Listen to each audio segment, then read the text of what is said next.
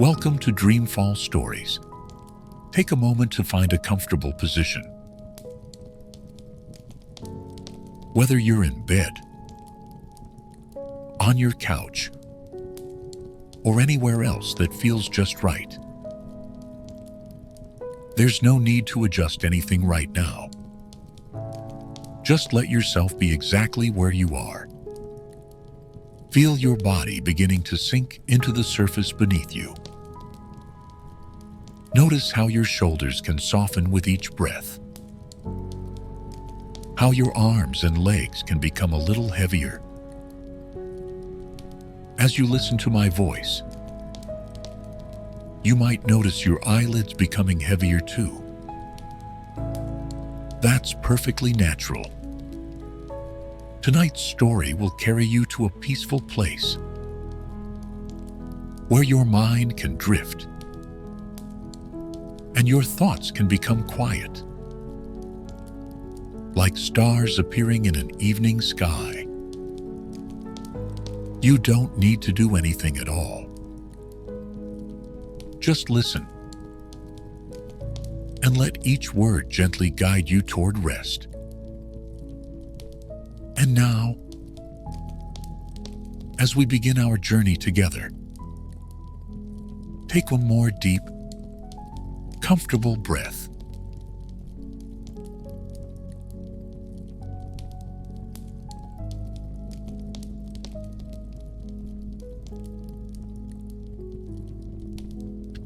Night train through the Alps.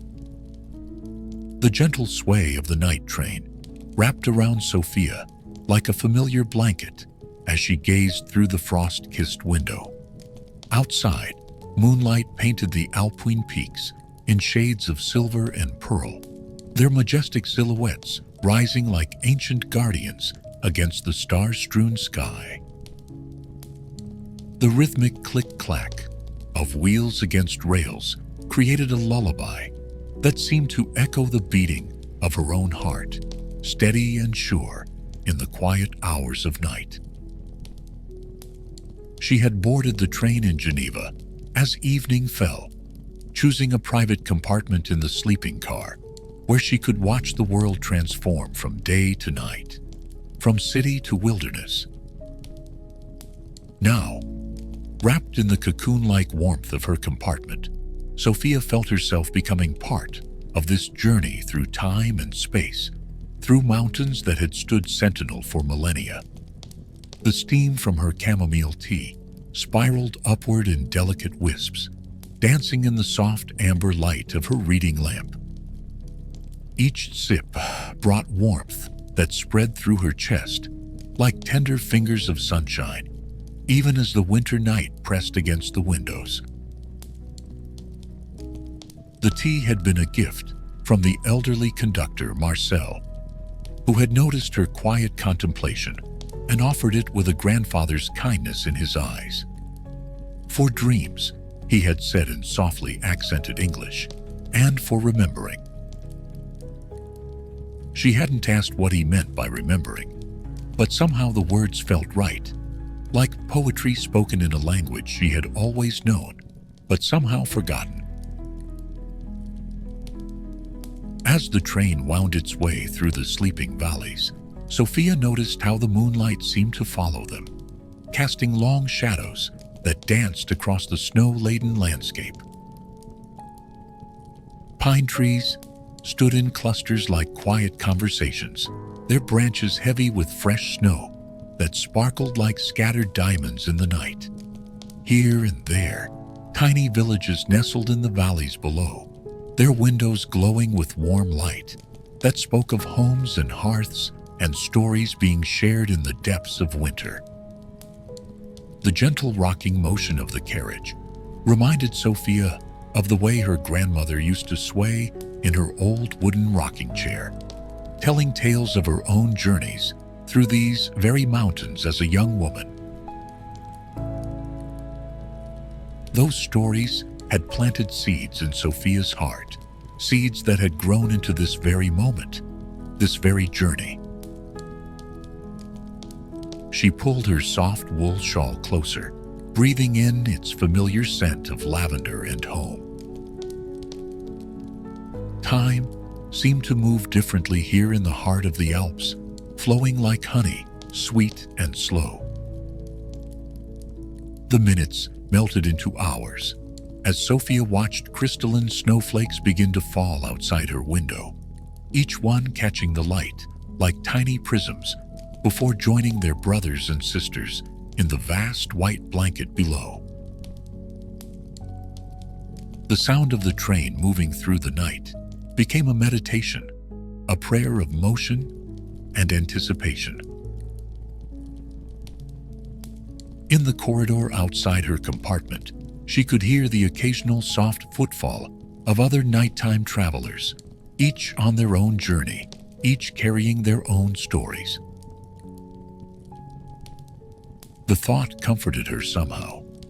This shared experience of passage through the mountains, this collective dreaming carried forward by steel wheels and steam. As the train entered a long, graceful curve, the moonlight shifted, and Sophia caught a glimpse of something magical. High above, perched between earth and sky, a small chapel stood sentinel on a rocky outcrop. Its single spire reached toward the stars like a finger pointing to heaven, its windows glowing with a light that seemed to come from within the mountain itself. The sight stirred something deep in her soul, a recognition of something ancient and true. Marcel had mentioned such places earlier, speaking in that quiet way of his about the old mountain shrines where travelers had sought shelter and solace for centuries.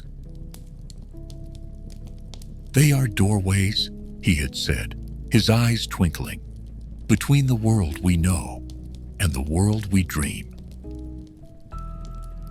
Now, watching the chapel disappear behind a veil of gently falling snow, Sophia understood what he meant. This journey was becoming more than just a passage through physical space.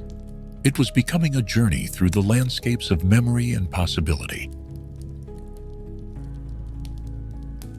The gentle sway of the train carried Sophia deeper into the heart of the night, as patches of mountain mist swirled past her window like dancers in flowing white gowns. She found herself drifting into a state between waking and dreaming, where the boundaries between the real and the imagined grew soft and permeable. The rhythm of the rails beneath her seemed to whisper ancient secrets, stories of travelers who had passed this way before, each carrying their own hopes and dreams through these timeless peaks. A soft knock at her compartment door drew her attention. Marcel appeared with a fresh pot of tea, this time a blend that smelled of wild alpine flowers and honey. "We're approaching the old pass," he said quietly, his voice barely rising above the gentle rumble of the train. "It's a special place, where the mountains hold their breath and the stars come closer to earth." As if in response to his words, the train began to climb higher, its path winding through narrow valleys where the moonlight pooled like silver water. Sophia watched as they passed through a series of short tunnels, each one like a pause between heartbeats, each emergence revealing a view more enchanting than the last. The snow was falling more heavily now, but instead of obscuring the view, it seemed to add layers of magic to the night, transforming the landscape into something from a half-remembered dream. In one particularly clear moment, between snowfall, Sophia glimpsed a family of chamois, their elegant forms moving like shadows across a high meadow. Their presence felt like a gift, a reminder that even in the deepest night, life continued its graceful dance in these mountains. The sight filled her with a profound sense of peace, as if she had witnessed something precious and rare. The hours flowed one into another, like water in a mountain stream. Sophia found herself thinking of all the journeys that had brought her to this moment, not just the physical distance she had traveled, but the internal pathways that had led her to seek out this nocturnal passage through the Alps. Each click of the wheels seemed to mark another step in an unfolding story, one that had begun long before she stepped onto this train and would continue long after she reached her destination. As the night deepened, the snow began to ease, revealing patches of star-filled sky between the clouds.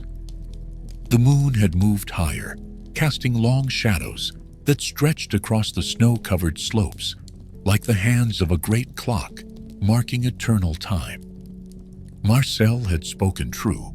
Here in the high pass, the stars did seem closer, their light more intimate and personal, as if they were sharing secrets with the earth below. Sophia noticed that the motion of the train had changed, becoming slower and more deliberate, like a lullaby drawing to its close. They were beginning their descent into the valley that would lead them to morning, though dawn was still hours away. The thought brought with it not sadness, but a gentle acceptance, an understanding that all journeys, like all dreams, must eventually find their way to morning. As she settled deeper into her seat, Sophia felt a profound gratitude for this night, for the way it had opened itself to her, like a book filled with beautiful illustrations. The train continued its steady progress through the darkness, but she was no longer simply a passenger. She had become part of the journey itself, another thread woven into the tapestry of stories that these mountains had witnessed over countless nights. The last thing Sophia remembered before sleep finally claimed her was the sight of another mountain chapel, this one barely visible in the distance, its single candle burning in the window like a star brought down to earth. In that moment, between waking and dreaming, she understood what Marcel had meant about remembering. This journey had not just been about moving through space, but about finding her way back to something she had always known, something as ancient as the mountains themselves, and as new as each falling snowflake. When morning finally came, touching the peaks with fingers of rose and gold, Sophia awoke to find her train descending into a sun-filled valley. The night's journey felt like a dream, but the peace it had brought remained, settled deep in her heart, like snow settling on the quiet mountains. She knew that whenever she needed to find that peace again, she need only close her eyes and remember the gentle rhythm of the night train, carrying her through the sleeping Alps under a blanket of stars.